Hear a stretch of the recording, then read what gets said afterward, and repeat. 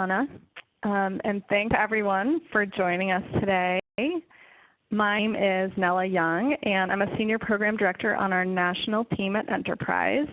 Our goal today is to introduce our collaborative action grants and to hear some examples and stories from past grantees. We'll also have some time for your questions at the end. So there is a picture of me, and I am joined by Emily Roush-Elliott from Delta Design Build in Green, Mississippi. Emily is going to moderate a discussion with 4 of our 16 collaborative action grantees later on, and I'll give her a more full introduction when we get to that section of the presentation. And just want to share with you who else is joining us. So these are the 4 grantees who are speaking conversation with Emily today. So Jessica Bremner from Kounkuey Design Initiative,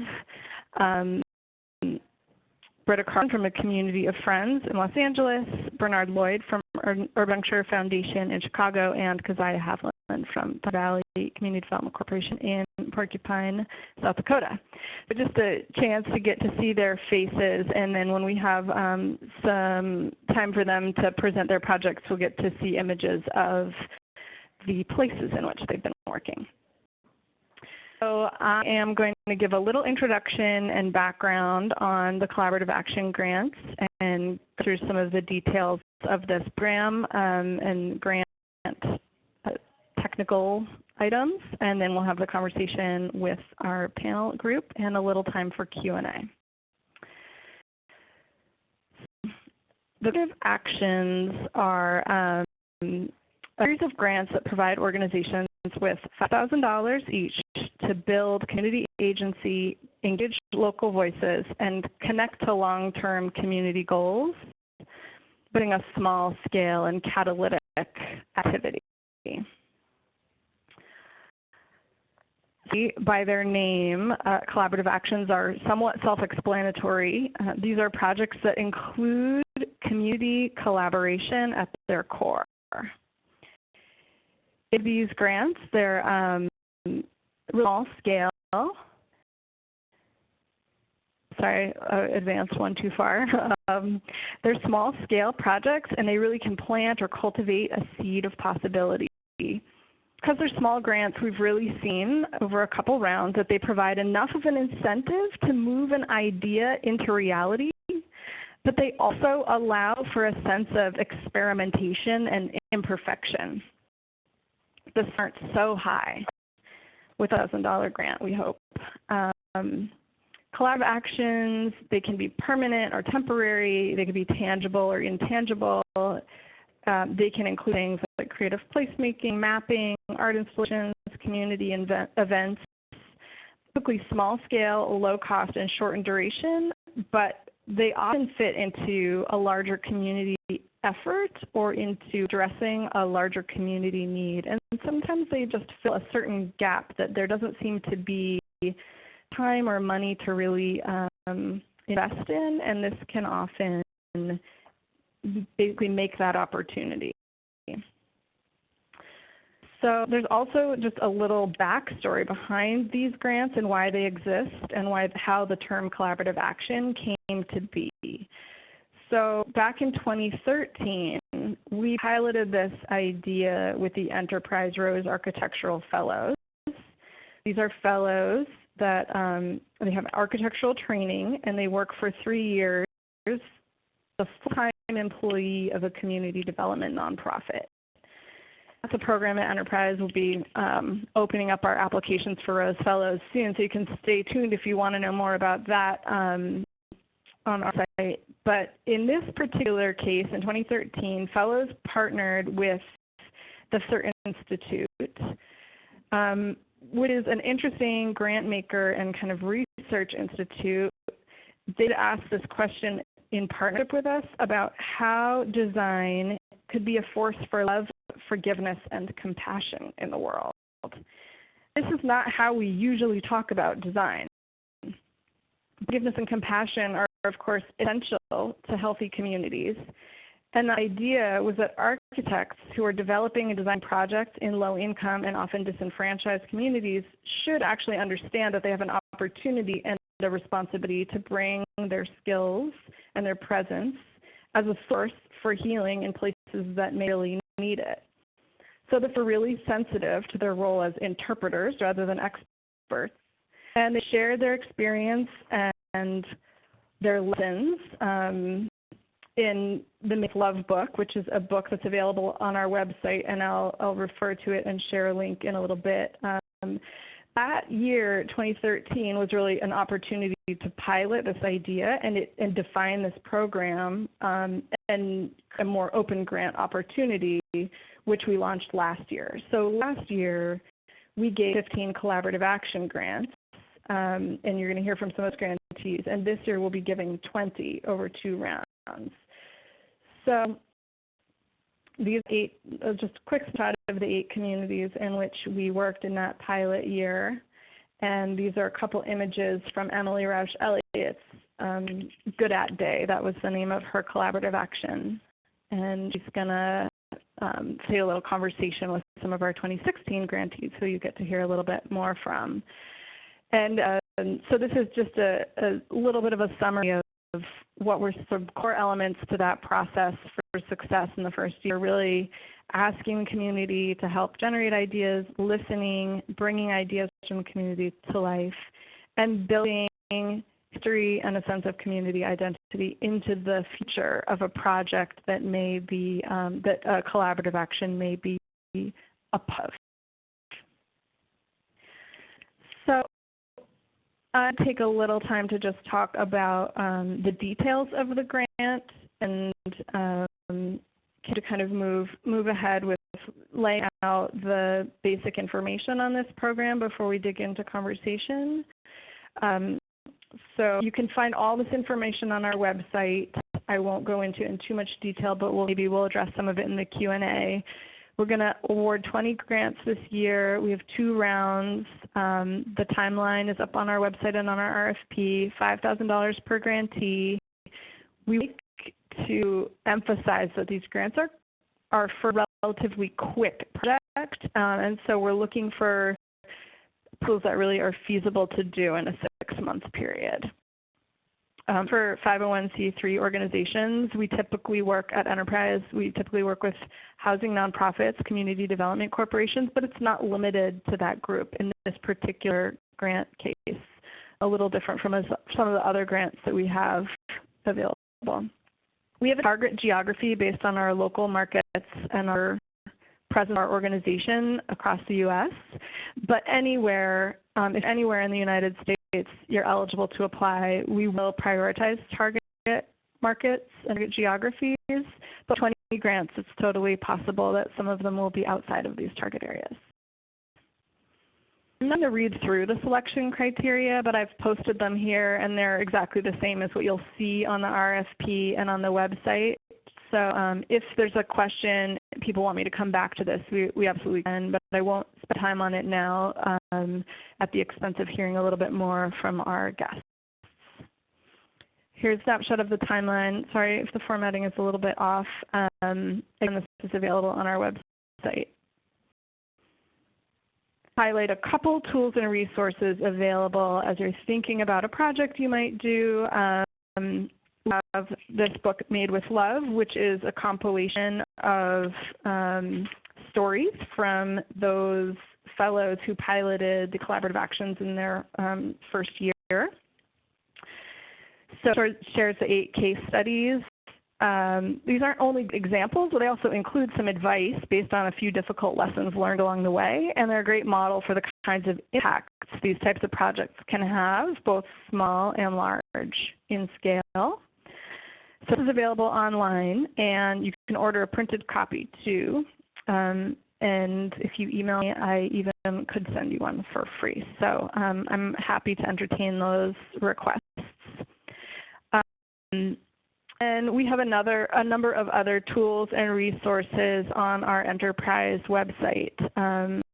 So you can peruse those, and there's a number of participatory design tools. They aren't necessarily specific to collaborative actions, but there's a lot of great inspiration there. There are also several links in the RFP on the sidebar that articles or examples of kinds of projects that might be good types of collaborative actions to propose. So if you're looking for inspiration, those are all some places to go digging a little bit more.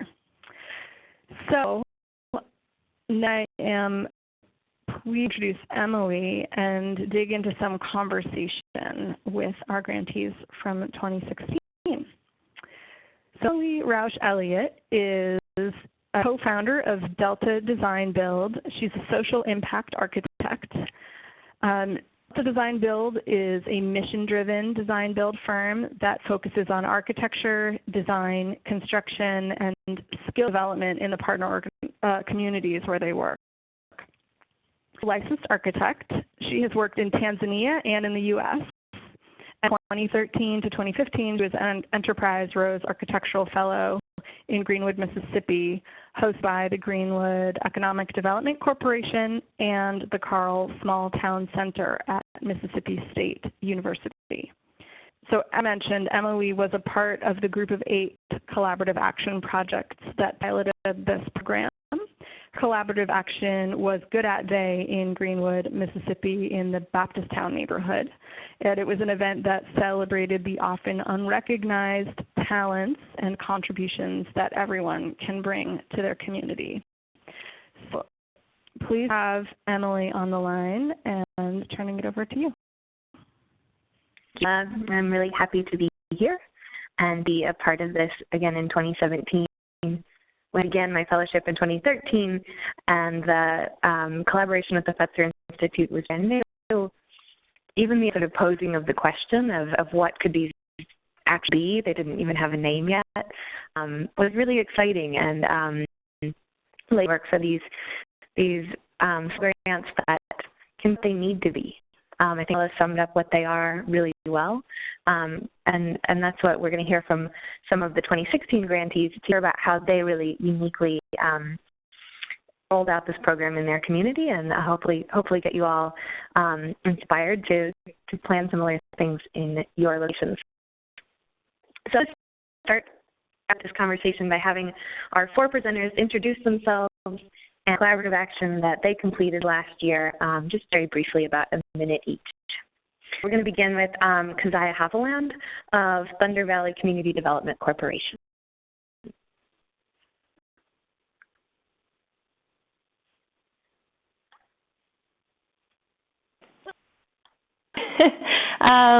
So I'm Keziah. I work for Thunder Valley CDC out of Porcupine, South Dakota. Thunder Valley is a grassroots Native American-owned organization located on the Pine Ridge Indian Reservation. Our organization focuses on many program areas. It's not just community development. So we do things like Lakota language, financial literacy, workforce development, all sorts of different program areas. I personally work for the community development area of our organization. And the collaborative action that we put together was sort of a 2-part action. The first part was the creation of a permanent art piece, and the second part was an event to celebrate our sovereignty program, as well as the art piece that we created. So the art piece was a art wall that was installed in our building, which was the first building that we've built on site. The idea that we came up with a few local artists was to actually use the framing of a wall on a solarium, which had polycarbonate sheathing, to frame out a traditional Lakota pattern with 2x4 in that wall, and then to fill in the colored spaces between, kind of achieving a stained glass effect. So we did that portion of it first, and then the second portion we held a celebration with the local community where we did tours of that building as well as tours of our geothermal greenhouse, and we planted little seedlings. We made These big gardens that people could take home with them, taught people about beekeeping and raising chickens. So had a lot of little booths set up that people could learn about food stability on the reservation, which is a pretty intensive food desert the size of the state of Connecticut. So that's a general overview. I can get into it a little bit more if you like, but right now. Thanks. Yeah. Next we have Bernard Lloyd of Urban Juncture Foundation. Good afternoon. I'm Bernard. I work with the Urban Juncture Foundation, which is a not-for-profit focused on community development in the Bronzeville community of Chicago. Bronzeville is the modern name for Chicago's Black Belt, a community while having a very rich history and lots of culture, very deep economic issues.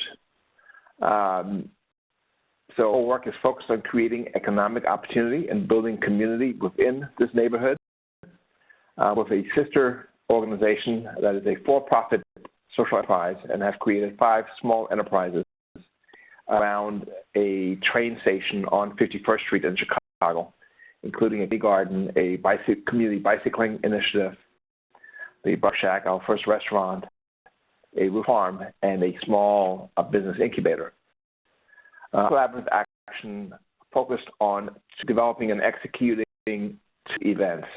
One was Labor Day block party, with which we engaged the immediate neighborhood we work in a just very informal set of activities and food and music. And the second was Bronzeville Soup, a takeoff of Detroit Soup, which is a microfinance grant that is organized to bring in a handful of entrepreneurs from the community and invite the community to listen to their ideas and to vote which entrepreneur should gain support. And in fact, everybody pays $5, and that potty is provided to the winner of that dinner competition. Thank you, Bernard. Jessica Bremner of Kounkuey Design Initiative. Hi, this is Jessica. I work at Kounkuey Design Initiative, which is a nonprofit design and community development organization based out of Los Angeles, but we have projects in Kenya as well as throughout Southern California and specifically in the Eastern Coachella Valley. We work mostly in the realm of public space and community engagement, and our kind of bread and butter are these productive public spaces, which are former waste spaces that transformed through a participatory design process to improve physical, economic, and social quality of life for residents. And we used our collaborative action grant to support the first phase of a new productive public space in a community in the Eastern Coachella Valley called Oasis. And all had kind of 2 parts to the collaborative action. The first was a community action research project that we worked with a number of youth from the area to gather community data, community needs, and community narrative that was then reflected back in a community event to launch the participatory design process of the larger productive public space project. Thank you. And also have Britta Carlson of A Community of Friends. So A Community of Friends is a nonprofit affordable housing developer in Los Angeles. We specialize in permanent supportive housing and have projects all over LA County and beyond. And our collaborative action was a 1-day community event that we held on the site of one of our future projects. It's currently a vacant lot, and it's yet to be developed. But the event, which we called Saturday at the Square, we invited neighbors to stop by for food and music and activities and participate in informal conversations in envisioning the future of this corner of the site, which is kind of a lot of activity is happening, development activity is happening right on this corner. Thank you all for those summaries. I thought we should just begin today with the conversational portion by giving just a little bit more context about where you are and the communities you work with. Those communities are defined and the relationship that you had going into this. So Bernard, could you start us off in the Bronzeville area responding to those questions? Absolutely. So we work on 51st Street and the Green Line in Chicago. This is a community that is primarily African American, very economically diverse. So it includes professionals, it includes a large number of seniors. It also includes a large number of families who live in different rental properties and in some cases public housing properties.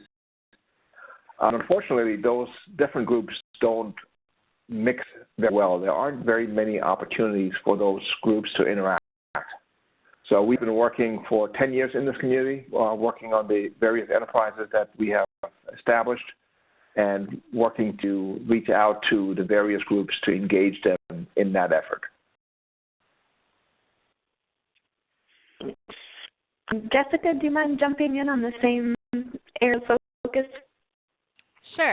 So the community that we worked in is a small rural community in the eastern Coachella Valley adjacent to the Salton Sea called Oasis. It's an unincorporated community of Riverside County of approximately 6,000 people, majority Latino, majority working in the farm industry, and majority living below the poverty line. The community Oasis has one clinic and 0 public spaces. There are a couple of small convenience stores. Residents are spread out throughout the area, often living in unpermitted trailer parks that range between 10 trailers to 100 trailers. We have been working in the eastern Coachella Valley since 2011, but had not worked with this community specifically until the start of our project. We introduced to the community through another community organization in the area who works in that community and had been advocating for a new park space. And our previous project, we had created a partnership with Desert Recreation District, which is the local government agency responsible for parks and recreation throughout that part of Riverside County. And the advocacy of the other community organization, they were able to acquire 15 acres of former elementary school site for us to start this new project. The communities each are describing are obviously very different. They have things in common and things that are very different, but what you both share is a clear articulation of knowing who you're working with, who the community is. So it can be any group of any sort of any kind, but I think that's something that makes for a strong application and a strong project is who that community is. It often brings a group of people together is a larger project. I think your project Saturday at the Square was keyed into a larger affordable housing development effort. It fits in that category that Nella described as sort of moving us towards reality and finding a special sort of moment to pause within a larger project. Can you tell about how the housing and the type of organization you're in influenced the action that you all did last year? So at the time of the grant, we had owned this property for a little bit over a year maybe, and we were proposing a multifamily housing project with some commercial components and retail. There were also other projects that were not associated with our project, but were being proposed right alongside. That included a Rails to Trails bike path and Complete Streets project potentially happening right adjacent to our site. So there were a lot of really transformative things happening at this location. And at the time, we had really engaged with the city and the planning department, but I hadn't really heard a lot from the community. And that's where the collaborative action came in, and we wanted to be able to connect with the neighbors directly and allow them to have a voice what was happening in their neighborhood. And so this action really created an informal setting to have these conversations and to allow the neighbors. You can see on this slide, we had a board set up so people could write down what thought they wanted the commercial component to be, so it could have a direct impact on what potentially was actually going to be a part of the ultimate project. And so we had our whole project department, housing department team out there having conversations with the community members one-on-one. This is a very Hispanic community, so we had a lot of native Spanish speakers out there having the conversations in their native language, which really had a great opportunity for the community to kind of express their ideas and even concerns about the project right on that corner. So. Chalkboard consensus about skate park in your picture. Yep, there were a lot of kids came out and were skating around on the vacant lot and thought a skate park would be a great opportunity. I think that your project, like a lot of the others that we see, really plugs into a larger project, and this has both opportunities and challenges. Things that get harder to execute, and then opportunities sometimes for how to plug it into the next steps. I think sort of the other end of the spectrum, we've also seen really successful collaborative action projects where the idea at the core of the project is about addressing some social or community context at large. How did you and Thunder Valley really in focus like you did within the context of healthy food and not distracted by all topics that you're addressing in your everyday work? That's a great question, because actually what I do is community development, and it's not the sustainable food program that we have.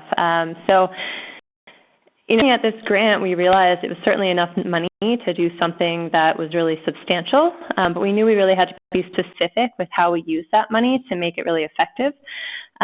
So it wasn't enough to build a house or a community center or something like that might have fallen more concretely within the work that I do. But it was definitely enough to demonstrate our commitment to creating this regenerative community development that's really uniquely Lakota. And this is a commitment that's been about 10 years in the making. So we saw this as a great opportunity to really highlight the work that we have just broken ground on finally this year, and invite the community to share in that work and share in that commitment. So when the grant came out, we were actually in the middle of discussions on how we could make our first permanent building, which was this 1,200 square foot poultry building where we would have hens and egg processing and egg storage, how we could make that feel Lakota on an incredibly small budget. So we ended up having the actual structure of the building be a pretty typical agricultural building, and then just focusing in on one wall of that. And like I said earlier, working with our artists, a local steel worker and a local beer, to kind of create what that wall would be and apply these traditional patterns that are usually on a very small pallet to a 8-foot by 26-foot wall. So that's a really fun and exciting process for them to see their work kind of blown up to this large scale. Let's see, I'm probably getting off track a little bit. But tying the food sovereignty to our commitment and our goals for our entire community through art just felt incredibly natural, because art is such a huge part of Lakota culture. It's really inseparable from their culture. So we were able to bring elements from our workforce development, which is the young people you see building this wall, and they were kind of questioning at first this crazy framing idea, but as soon as it was up, everyone was pretty excited about it. Bring in the artists as the designers, and then bring in the community for the final celebration and educational aspect of it. So we really focused on creating small expressions of our larger goal and kind of tying everything in together. I originally had a question that was about, how do you make the art not a Band-Aid and not something that gets tacked onto the surface? I hadn't seen these pictures yet, and after we talked today and I saw these pictures for the first time, I felt like it's not a question anymore. From the pictures, I think it's quite obvious, and then also more so when you explain it that way. Bernard, I think that the question of sort of starting or all the work originating from some questions around social and community context and responding to what you find in a place really applies to the work you all do. How you all narrow in on the activities you completed because they were quite specific. You didn't try to change the housing context, say, of multiple neighborhoods. You can't do it with $5,000. Right. So one of the core, we try to focus on what we felt were two core issues. One of them is the lack of social capital, the community, a feeling of community in this neighborhood.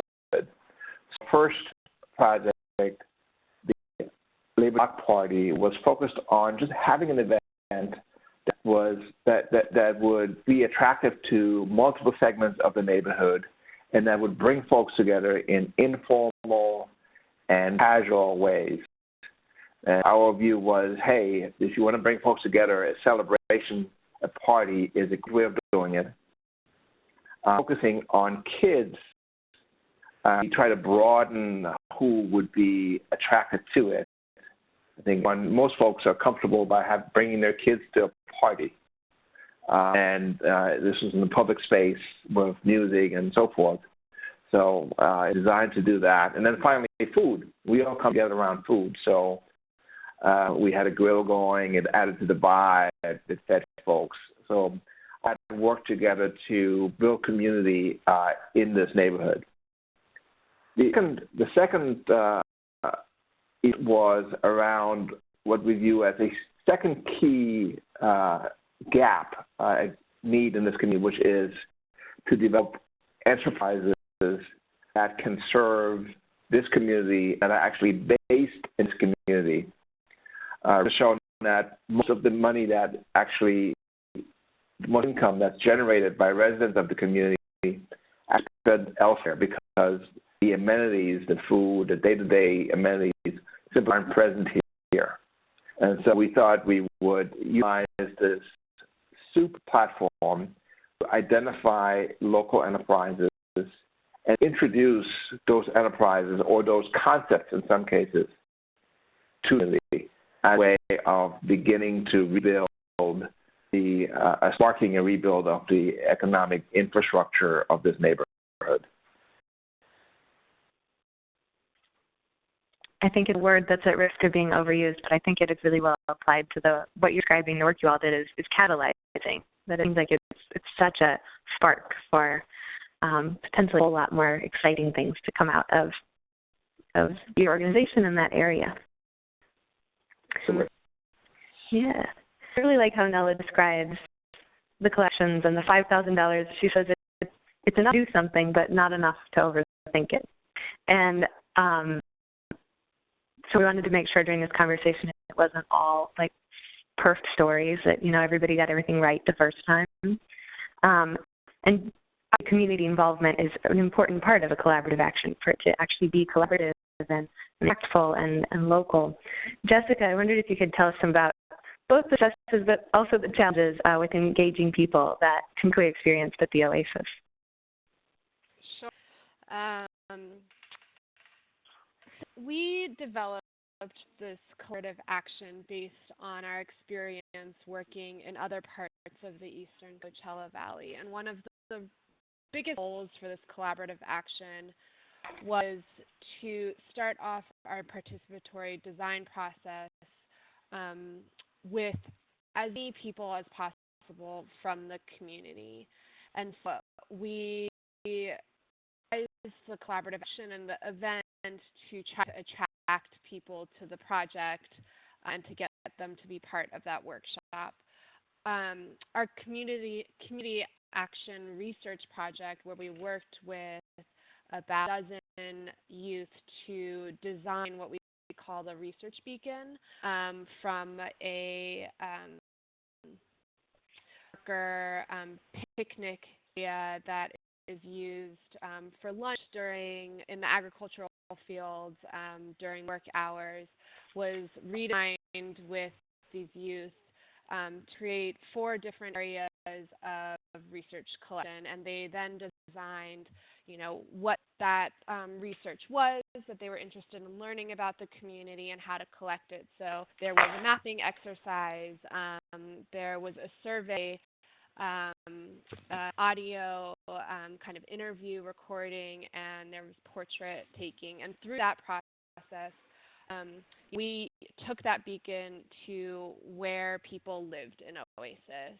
Because everything's spread out, because there's no public spaces, we had to meet people where they were and talk to people where they were to get them involved in the project. And so through that beacon, we collected over 200 surveys and reports, and a little bit less in the audio. And we had kind of created these different four different stations, knowing that people's time to be involved in the research was limited. And so that they could do a 5-minute survey, or they could go through the entire thing. That would be an hour. And so we reached a lot of people in many different areas of the community, and then created this event and present that information back, presented the reports back, presented kind of the survey information, the prioritized needs that people had selected throughout the process, and had over 200 people at this event. And we were super excited because this was the launch of our participatory workshop process for this kind of larger 15-acre park site. And we told everyone at that workshop about the project. We invited them to join us in the workshop series. And then prior to the first workshop, we called every single one of the people that came to the event, and we called every single person that we had contacted via the Research Beacon to invite them to this first workshop. And when we showed up for the workshop, we had 10 people. And there are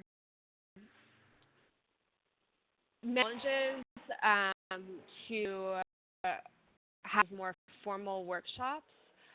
One is access to childcare, to literacy, language, to transportation for this community. And so through kind of the harder to get people into one room, we kind of redesigned our entire workshop process to continue to do these deployments of engagement throughout the community and meeting people in the different spaces that they live in and at different times, to collect the feedback that we needed to move the design process forward, while having these kind of group design, workshop design sessions to start to build community leadership.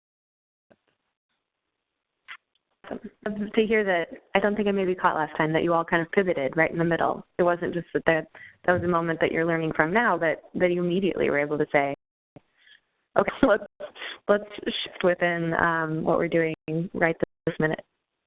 Yeah, it was a big pivot. One of the things that I find most compelling about collaborative actions is that whether there's a change in the built environment as a reaction, and whether that result is permanent or temporary, those things aren't evidence of the success or the shortfalls of the project. We see projects all across that spectrum. Within just this last year, the mural at the East Bay Asian Local Development Corporation, the artwork at the Lawrence Community Works, Kazaya's work that we heard about today, bike racks in Denver, all these things resulted in permanent installations that married art and artists with development processes. And I think you've realized I said I was going to ask you all about it, but I feel like your project speaks for itself about how the art is not kind of the surface. I think sort of in the middle of that spectrum, I'm going to come back to Jessica, that we had a project this year. One was called Seaville Galaxy. One Johnson in St. Louis is actually actively working on right now, and that's why she joined us today. And then Kounkuey, the work you all did resulted in something physical but temporary. Can you tell me, what are you doing with the beacon right now? And I think the harder sort of follow-up question is how all address capacity building through these physical but temporary actions. Yeah, so the beacon was lent to us farm, and we've actually been able to, we're in the process right now of redesigning it and repurposing it for a larger economic justice project that is a collaboration between us and a number of other organizations that will ask residents throughout Eastern Coachella Valley about economic justice, and then take that information to start moving it towards kind of advocacy around policy changes for the region.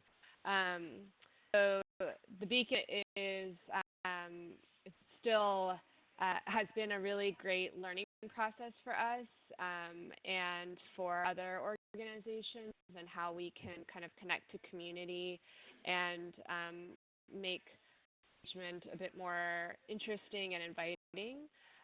We also left a lot of the portraits and quotes on site, and residents actually took home some of their own portraits, so hopefully they're still living in houses throughout Oasis.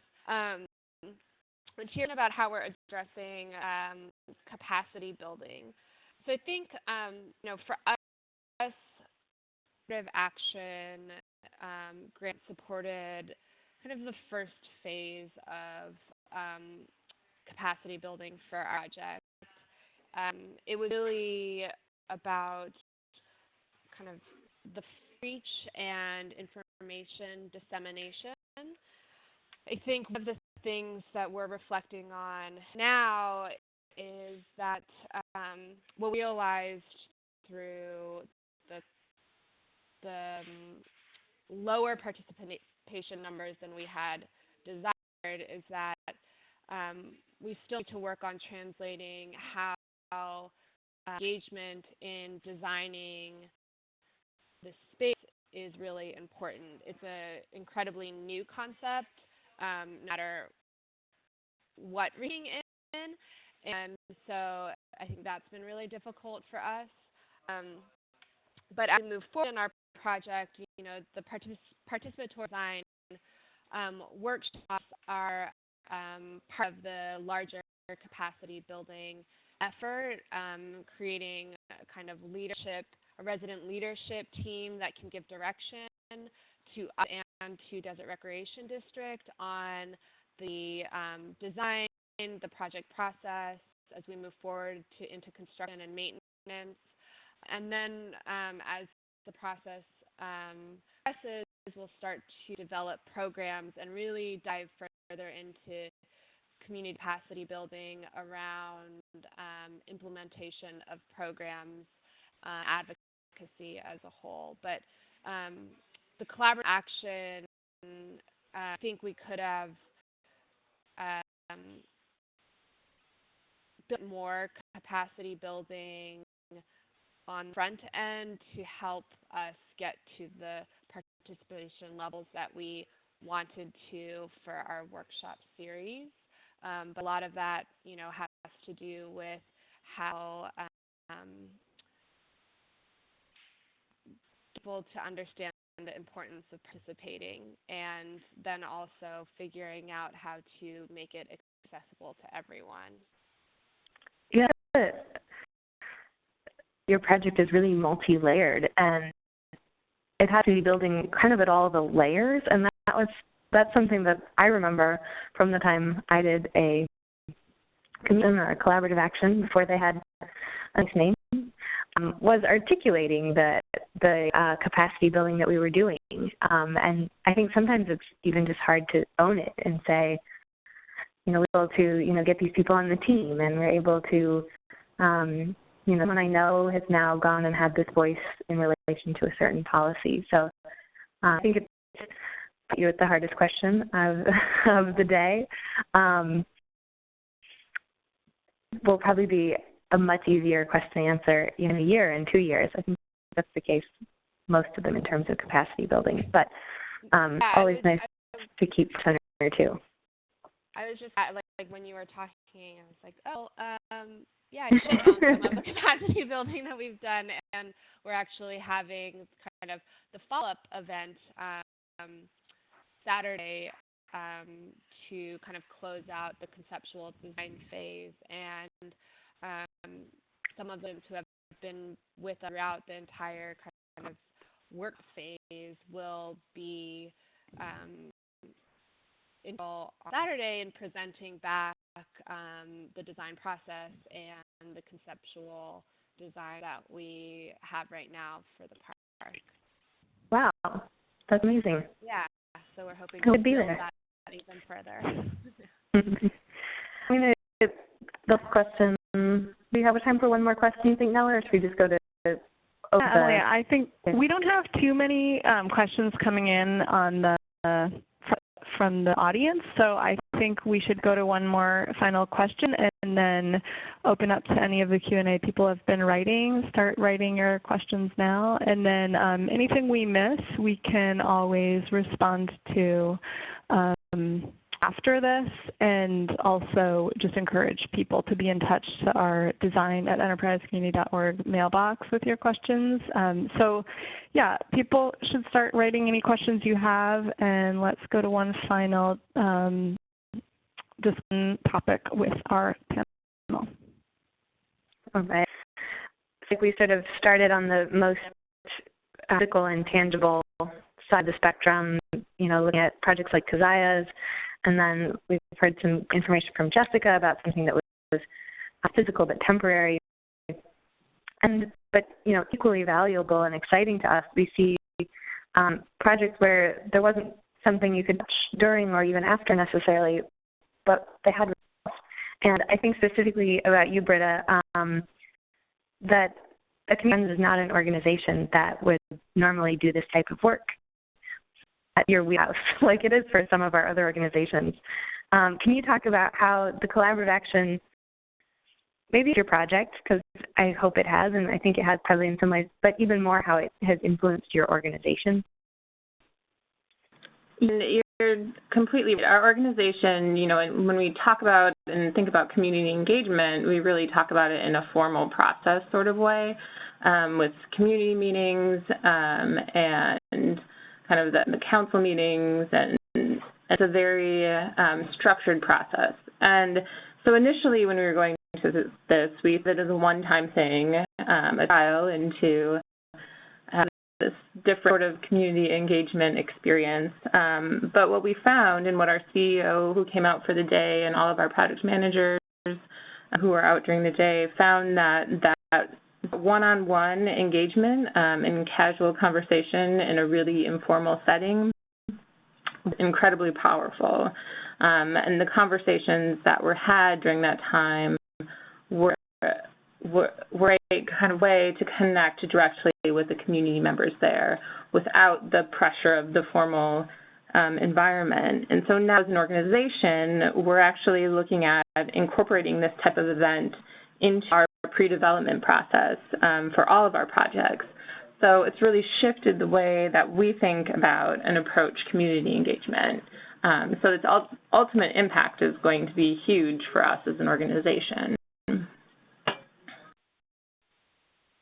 I think that sort of takes me back to the very beginning when we say, what's the community you're working with? And even when in a community of friends that, well, our community is stakeholders in a specific property, but in a way, your community turned out to be your coworkers that had just as sort of capacity building and collaborative an experience as anyone. I think I'm ready for question and answer. Yeah, But man, that was great. Thank you to all four of you. Thanks to the panelists and to Emily for facilitating a great conversation. I know we've got a few questions coming in, and Donna, I wonder if you want to just get us started. And I don't know if it's possible to summarize a couple of them, because I think that some are along similar themes, but maybe we could address a couple of core questions, and then if we're not able to get to all of them, we can respond by email.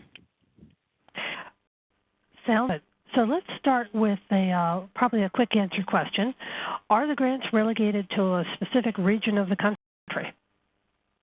They're available across the U.S. We just prioritize the local geographies that Enterprise is operating in. So they're listed on the RFP, but with the opportunity to give 20 grants this year, there may be some collaborative actions that take place outside of those target areas. And those target areas cover a lot of places. Okay. We have two similar questions. Basically, it's a matter of clarifying how a nonprofit can, a 501c3 nonprofit can partner with a group that is not a nonprofit. Fine if you have, for example, a local community group that doesn't have 501c3 status and you want to act as a fiscal sponsor, or if you are a local community group without that status and you know of a good potential partner who would sponsor you and use their 501c3 status, that's totally welcome. And we can exchange emails on the details in your particular case, but overall, I would say that's absolutely welcome. I also saw there was a question about tribal housing authorities.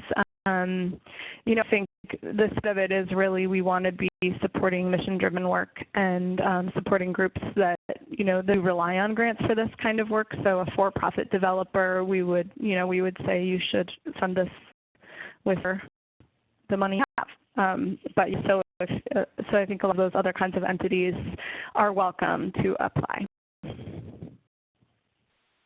Is it possible to use this grant as a continuation of an ongoing engagement process?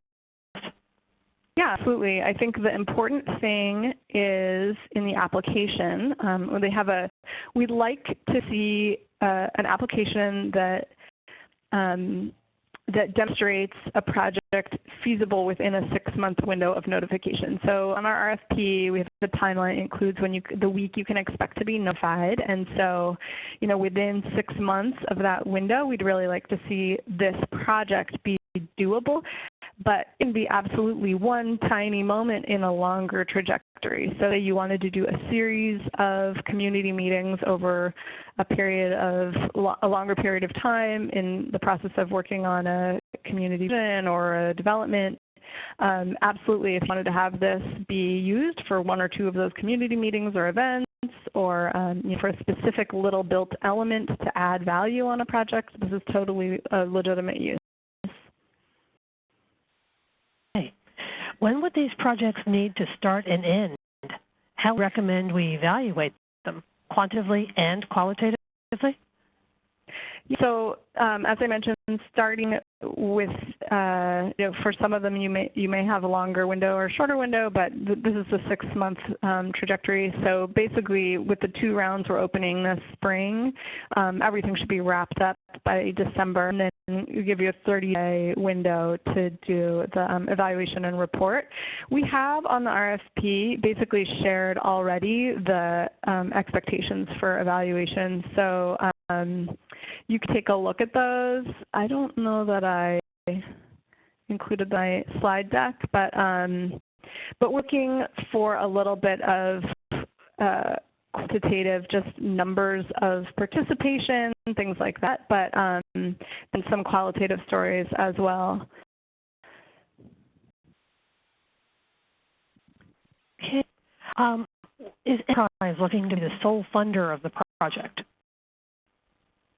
We have had some projects that were so small they figure out how to use the whole budget, and others where they really said, this is just going to fill a little gap in a larger, a $25,000 budget, and still others that said, we got this collaborative action grant, and now we're going out and telling other people that we got it and getting additional funds. So, any of those is fine. We just want to understand in the application how the $5,000 will be used, because if you propose a massive project, which obviously would have a larger budget, it's harder for us to know, to just see where this fits in. And so those tend to be harder for our reviewers to read and know exactly what the money is going to. So just keep it clear what scope is getting covered by the $5,000. And into prioritizing, do we mean specifically that money goes to those areas first, and if funds remain, then to other places? Yeah, so a few groups had examples. I feel like, Emily, maybe this happened to you, where they're able to spend about $4,000, $4,500 on an event, and then they were able to basically give, kind of like the full seed thing, give a grant to, or give some funds to a local entrepreneur to do some business development. So it was always the extra funds, if there were remaining, were always spent in a way that was really connected to the core purpose of the event, but it was just allowed it to go one step further. I agree with that, and I think this is such a wonderfully flexible grant. It has these core ideas and this core mission, but then, there's a lot of opportunity for experimentation within it. That kind of runs all the way up the chain. That I felt like maybe I heard questions like if someone was in a geography within the U.S. that is prioritized by enterprise, how funding down, like would you pick all places in priority areas and then if left go to some place that's not a priority area? I also thought maybe that same question. Yeah, well, I will say that just in terms of the selection, we have a lot of different factors. So once we select, like last year we got about 120 applications for 15 projects, and we probably had about 40 that were really ranked an A by our reviewers, and then we had to, within that, make the difficult choice of what's our curation strategy. So we wanted some geographic range, we wanted different types of organizations, we wanted, we have a number of Rose Fellows, and many of them apply. We wanted to have some with Rose Fellows, some not. So, we kind of were thinking urban and rural, and so kind of create that mix within the ones we select as well. Okay, we're just about at time. Just a reminder, if you've asked questions that have not yet been answered, we will be getting back to you through your email address. Nella, do you have any wrap-up words for us? Yeah, I just wanted to say thanks to everyone for spending time on the line, listening. Appreciate you all spending an hour with us, and thanks to Emily and our panelists for sharing your stories and hosting this really rich discussion. We're going to be sharing more of the 2016 stories on our blog in the coming weeks, so stay tuned for that. And check out our website and the RFP to find out more information. And of course, if your questions don't get answered today or in response on email, or if you have more, just reach out with your questions and we will respond as we can. And thanks, everyone, and have a great day. Terrific. Thank you, Nella. Thank you to all our panelists. And to you, our attendees, we hope to see you online again at another Enterprise Live Online event. This is today's session. Goodbye.